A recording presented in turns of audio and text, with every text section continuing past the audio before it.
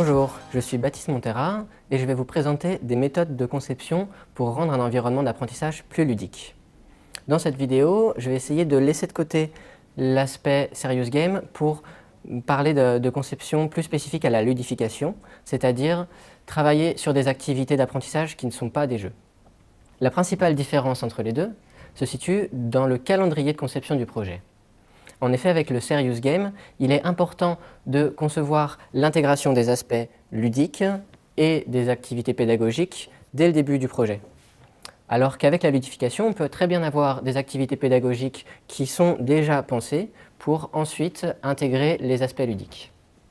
L'idée générale, pour ludifier, est de s'inspirer de mécaniques qui sont présentes dans des jeux ou des jeux vidéo pour ensuite les recréer dans un environnement d'apprentissage. Je vais vous présenter un exemple un peu atypique qui montre que ludifier est un processus qui requiert de l'observation et de la créativité. Cet exemple s'inspire de Give Up, un petit jeu de plateforme jouable dans un navigateur dans lequel le joueur doit guider le personnage vers la sortie à chaque niveau.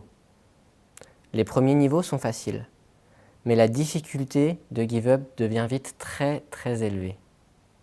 Au premier abord, on pourrait penser que le jeu Give Up nous pousse à abandonner le plus rapidement possible. Il y a une courbe de difficulté particulièrement rude et surtout, cet énorme bouton Give Up en bas à gauche. Et si le joueur clique dessus, le jeu lui dit que ce n'est pas grave d'abandonner et que tout le monde ne peut pas réussir. En réalité, ces éléments ne poussent pas le joueur à abandonner, mais plutôt à persévérer, en jouant sur l'amour-propre et la frustration du joueur. Eh bien, cette mécanique a été utilisée dans le cadre du projet Voltaire, un site d'apprentissage de l'orthographe.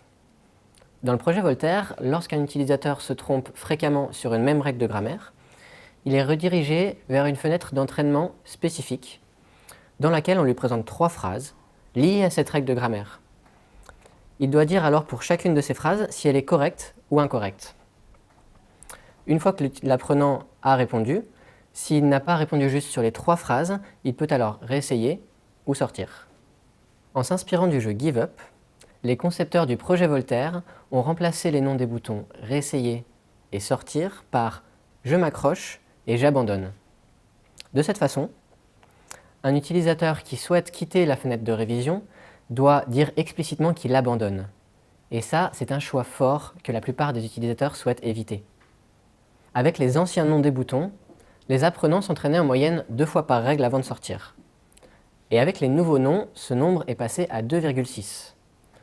Ce qui est intéressant, c'est que ce changement a eu un réel impact sur les résultats d'apprentissage, puisqu'avant, seulement 36% des apprenants réussissaient correctement les 3 phrases avant de quitter, alors qu'avec les nouveaux noms des boutons, ils sont plus de la moitié à répondre correctement avant de sortir de cette fenêtre de révision. Donc voilà un exemple de la façon dont on peut s'inspirer d'une mécanique motivante dans un jeu pour la recréer en dehors de ce jeu. Alors heureusement, vous n'avez pas nécessairement à étudier de nombreux jeux et réinventer des mécaniques à chaque fois que vous souhaitez faire de la ludification. Il existe un nombre important de ressources qui présentent des idées de mécaniques spécifiques à la ludification. Par exemple, dans les jeux, on trouve fréquemment une mécanique de collecte d'objets et de ressources. Eh bien, une technique de ludification qui recrée cette mécanique, ce sont les badges qu'on peut collecter à travers différentes activités.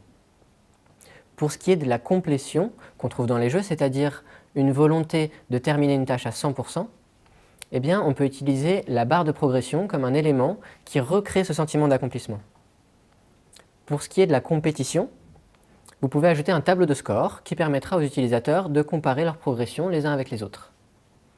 Et enfin, pour ce qui est des interactions sociales, qu'on trouve en particulier dans les jeux coopératifs, il faut que votre environnement cible contienne des activités pédagogiques interactives ou à défaut, vous pouvez créer un espace d'entraide qui sera le lieu des interactions.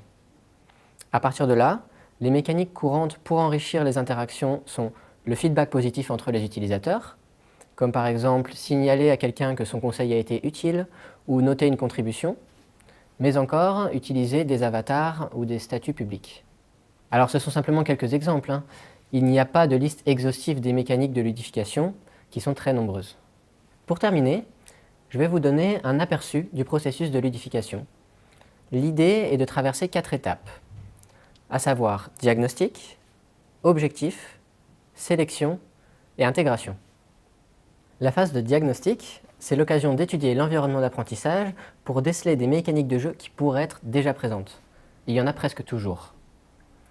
Ça permet d'abord d'éviter de concevoir des fonctionnalités qui mettent en œuvre des mécaniques qui seraient déjà présentes dans l'environnement d'apprentissage, mais aussi d'identifier des fonctionnalités à améliorer plutôt que de reconcevoir de nouvelles fonctionnalités à partir de zéro.